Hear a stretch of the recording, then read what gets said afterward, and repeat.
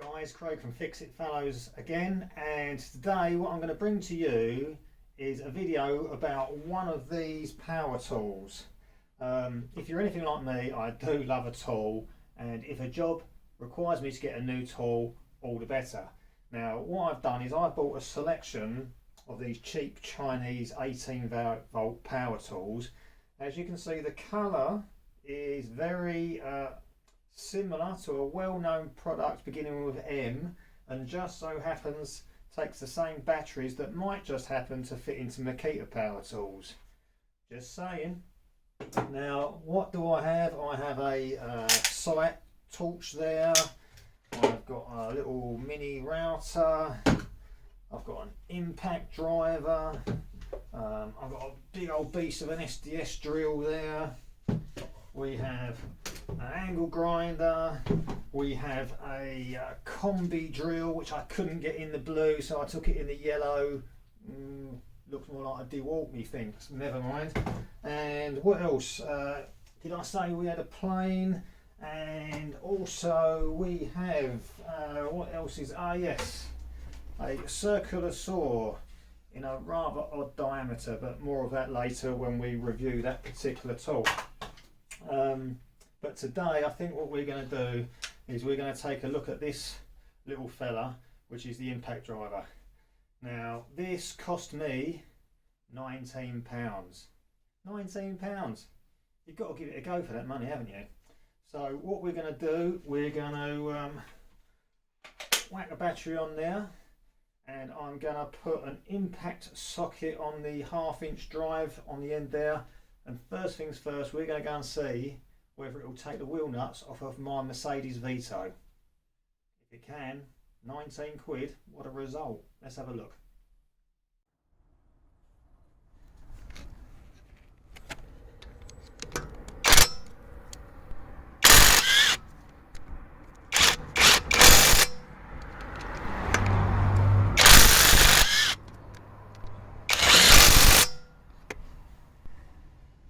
Boom.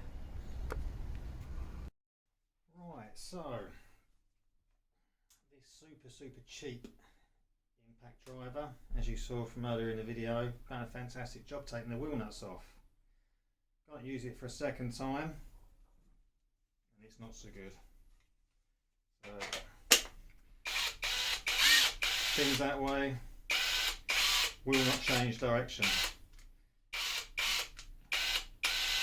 It only wants to undo.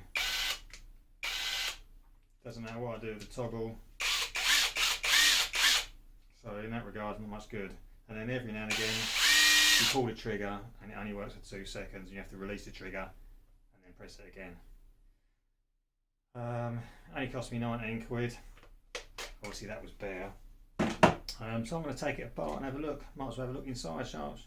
Could be something fixable, or it just could be it's a load of rubbish. But we'll find out, and then we'll all know whether to bother with these or not. Right, okay, so it's your usual affair. It's plastic moulding, 2 halves, screwed together with a multitude of screws. These are actually Torx heads.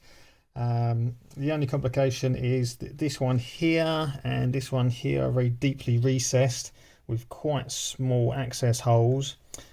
So my bits are too fat to get down there. So I shall be taking my Torx head bit that I need, and I shall be grinding it down on the grindstone to do that. So we'll do that first of all.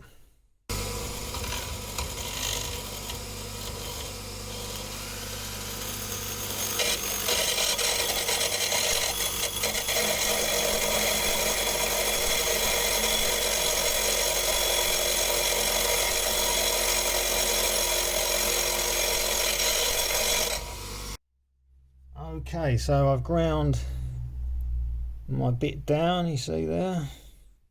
There's a normal bit, and that one's been ground down.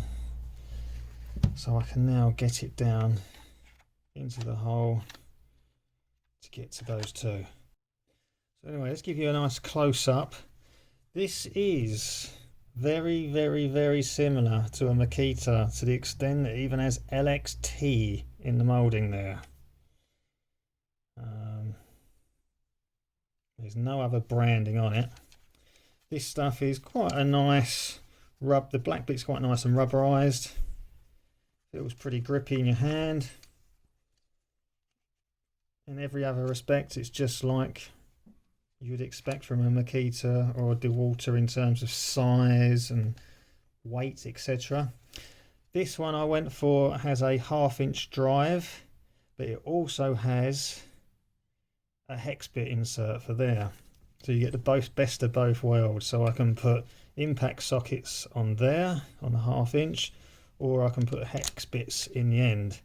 They did sell it with either just the hex bit only or with the 1/2" drive bit only, but I figured this is the best of both worlds.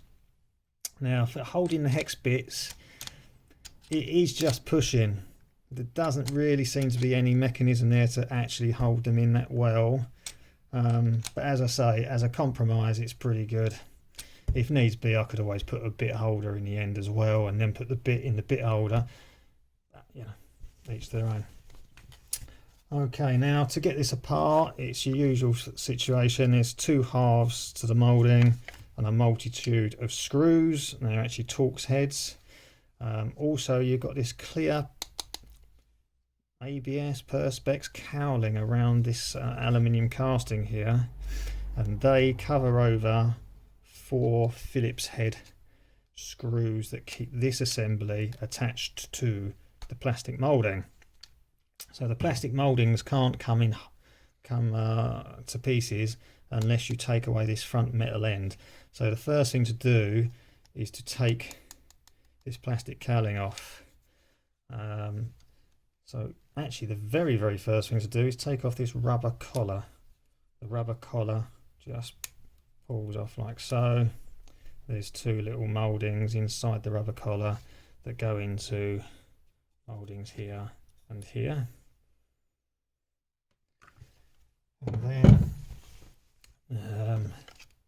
the plastic bit here has a tab at, what is that in your respects, at 9 o'clock and 3 o'clock, 2 tabs that go into a recess around the aluminium. Now this plastic's quite hard, feels a little brittle, and I found the best thing to do is take a very small Allen key and slide it underneath one of the tabs. That just pulls it away enough to clear the recess, and then using a screwdriver just apply. There we go, away it comes. There you can see the recess around there. Okay, now we can get to work on taking out all of those Torx heads. So I'll speed that up because you don't want to watch me do all of those.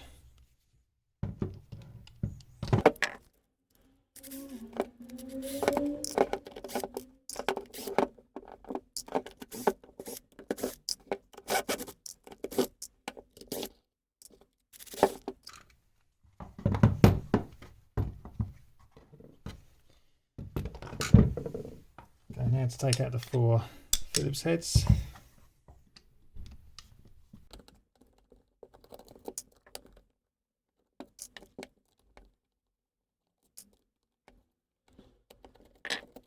So now the 4 Phillips head screws are out. This whole metal assembly will just lift off.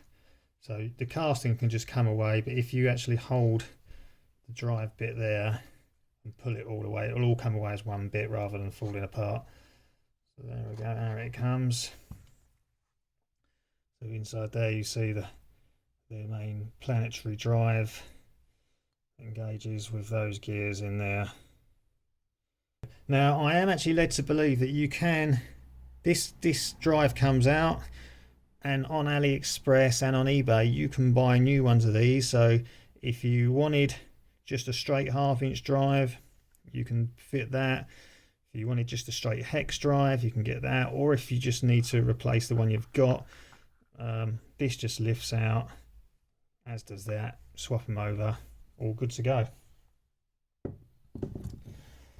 So here we are, there's the casting. Just need to prise it apart. We'll just start applying a bit of pressure, and here it comes. There we go. At the back, this blue bar here is actually fully part of one of the halves. I can't remember which way it is, but there you go.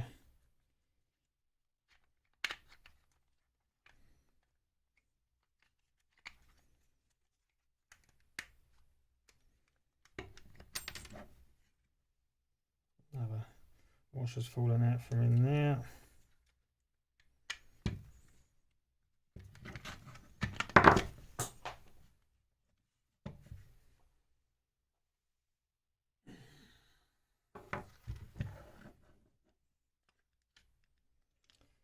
Okay, so there we have it.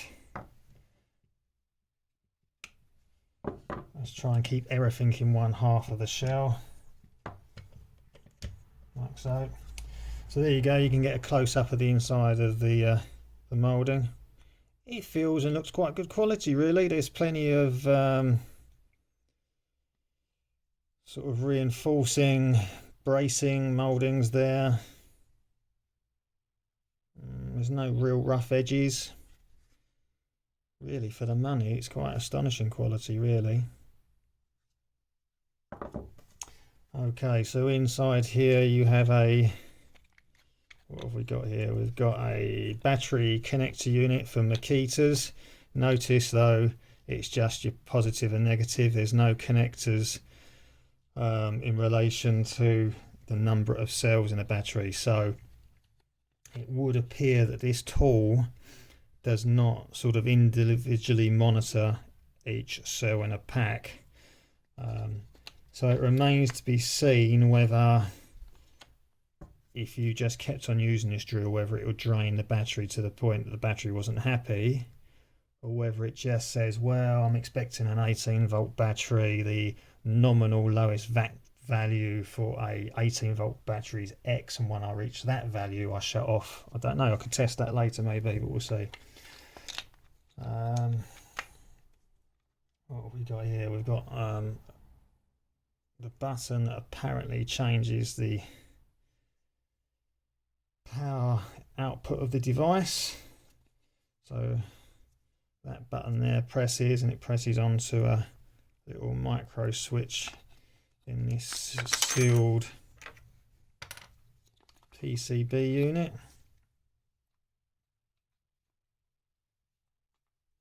So the PCB unit is attached to the battery connector. You have a switch here, like so. There's the toggle for forward and reverse. That's actuated by this little device that comes out the side of the drill on the left and the right. So as you push that, it slides the toggle, so like so. That switch is attached to an LED that creates your working light. And then out of the sealed PCB, there are 3 wires that go to the motor, because this is a brushless motor. It has 3 wires going to it. So this is the control unit.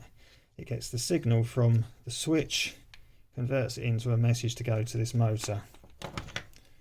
There you are, there's the motor with all the windings.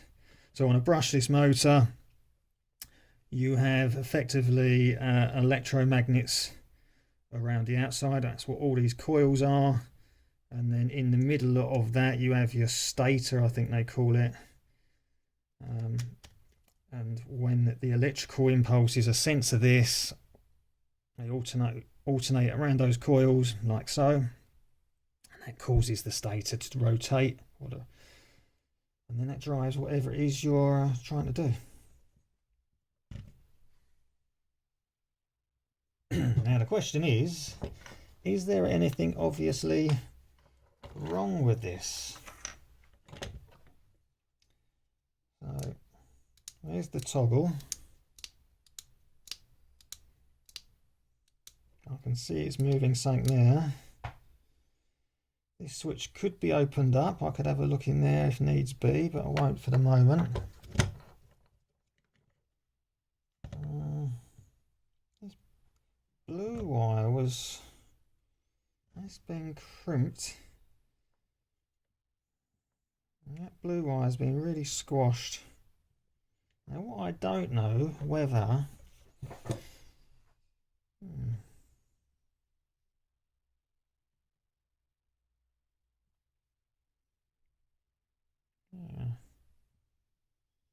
is there a break in that wire?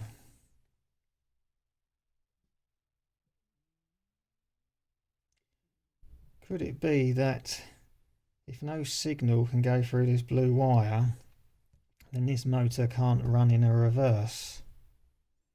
Possible. What I might do is I might trim that bit of blue off and resolder it back to that tab beyond that weak point there and see what happens. Give it a go. Okay, so let's try and desolder the blue wire from its tab.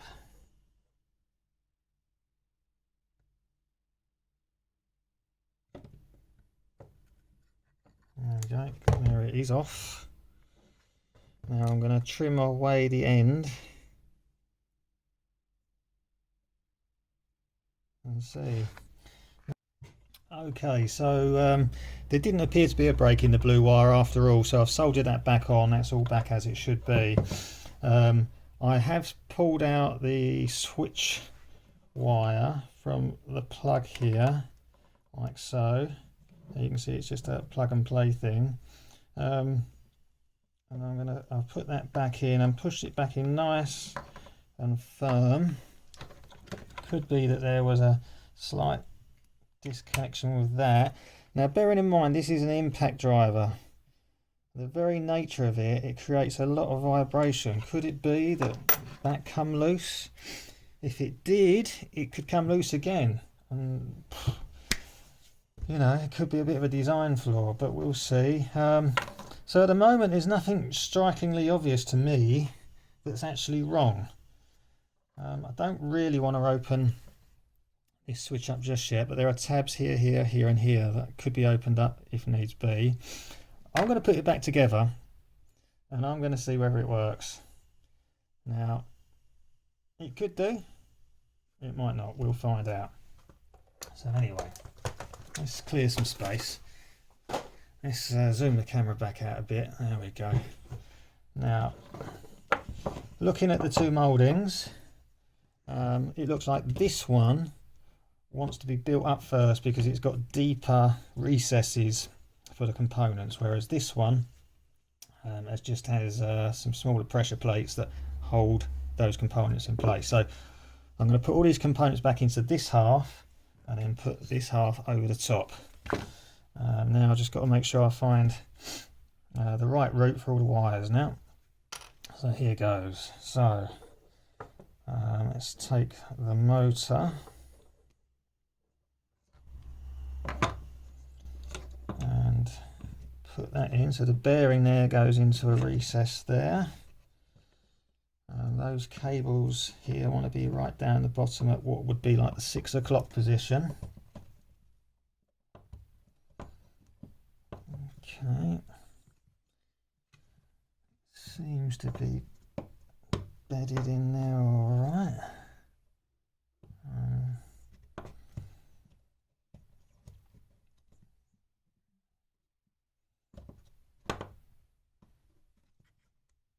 Okay. Let's see, the switch needs to go into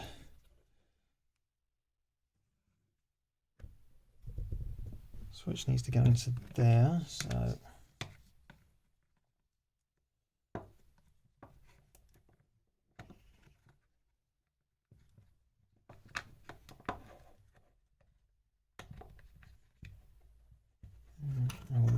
this, aren't we? We're going to need the forward and reverse toggle. See, that goes in there like so, with that little lug attaching to there.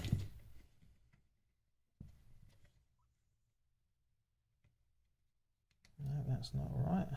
Ah, I had the black thing the wrong way around. There we are. That's in there.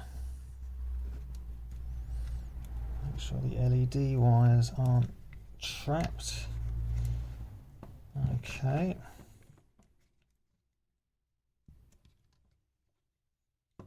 Now the PCB is that way. Slots. Where does that slot? Down there, like so. And then the battery terminal goes into those little recesses.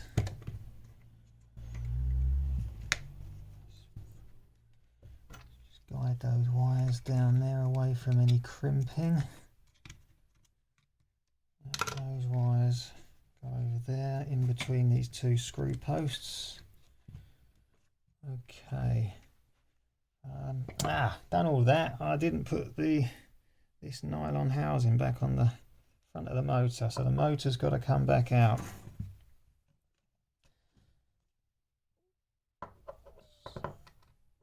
Now this has got tabs on the moulding that correlate to, yes, a recess there, so that needs to go on like so.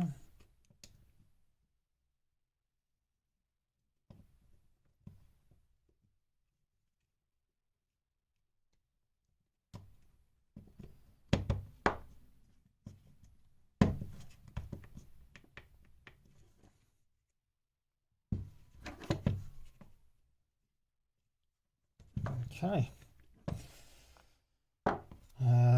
The strap needs to go over this post here,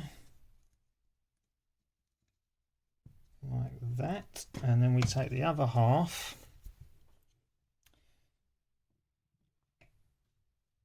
and start offering it over.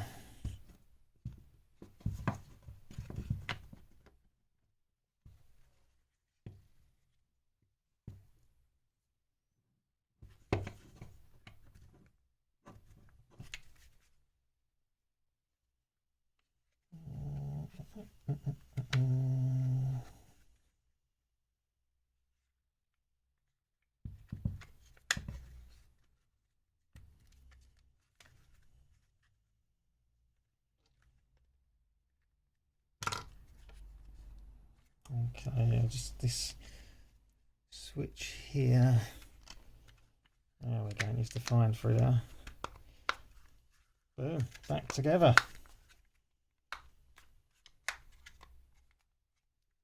Yep, that looks reasonably happy. We'll just put a couple of screws in for the time being to hold it together. We'll do them back up by hand because that little impact driver will strip the threads otherwise.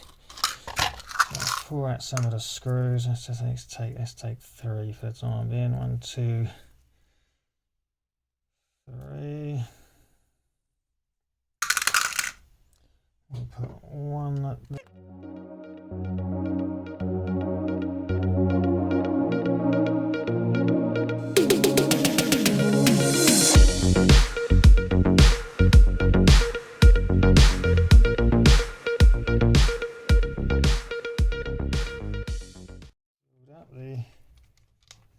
trigger pulls. Okay, I guess we could put the battery back on at this point and see what's happening. So let's take a battery, slide it on, and we have a light, we have noise, the motor's spinning one way. If we toggle it, it's now spinning the other way. So at the moment as you're looking at it, that's going anti-clockwise. If I toggle it, now going clockwise.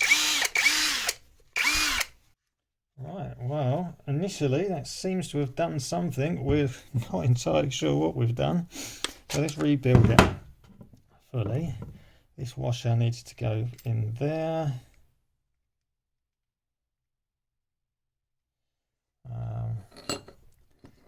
And this planetary gear thing goes in there with those tabs at 12 and 6 o'clock. Then we take the main housing like so. Now, this has got to go a particular way. Where's the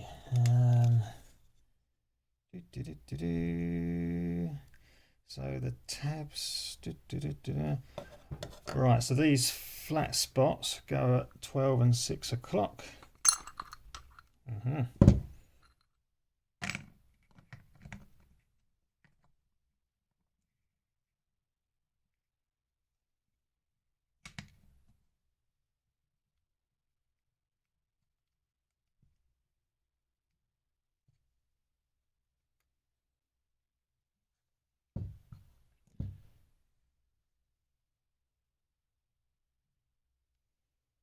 Lower that in.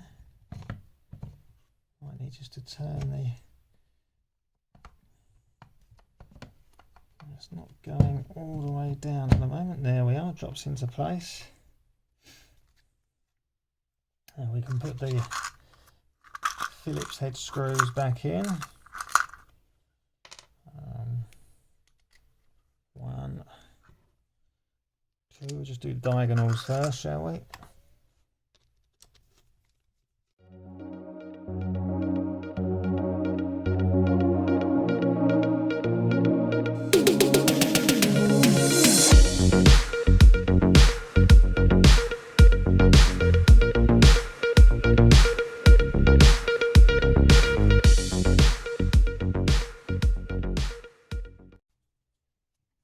Okay, so then the plastic cowling just clips back on there, like so, and then the rubber collar, just stretch it over its tab points, like so.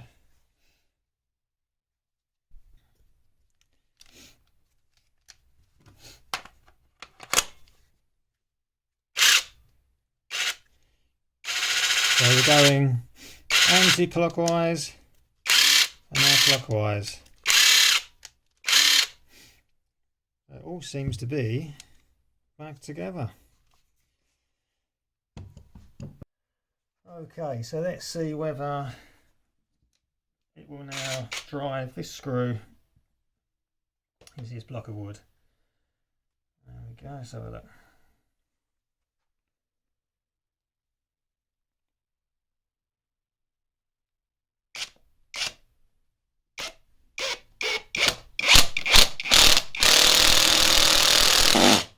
Straight in, no drama, and get it out.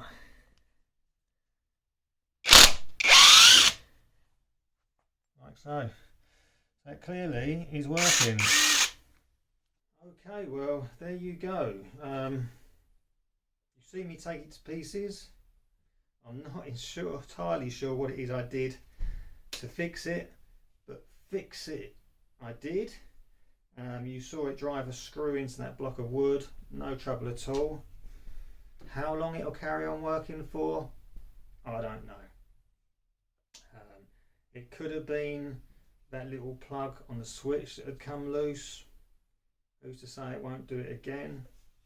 Is it worth it? For me, yes. £19 for the bare unit. I don't use an impact driver very often. It can sit on the shelf there. It's not a huge waste of money. If you're going to be using something like this every day, all day long, yeah, I think you're probably better off spending a bit more money on a branded item. But for me personally, I'm happy with it. Yeah, what's to say? I think out of all of the tools I bought, I suspect this one's probably going to be the most problematic, and it was actually the cheapest. The other ones were a little bit more money, but not a great deal bit more money. But yeah, we'll see. We'll see how we go. But for me, I'll give it a thumbs up. Anyway, in due course, I shall review the other tools that I showed you earlier in the video. Once again, I say thank you for watching, and please subscribe and maybe watch some of my other videos. Cheers.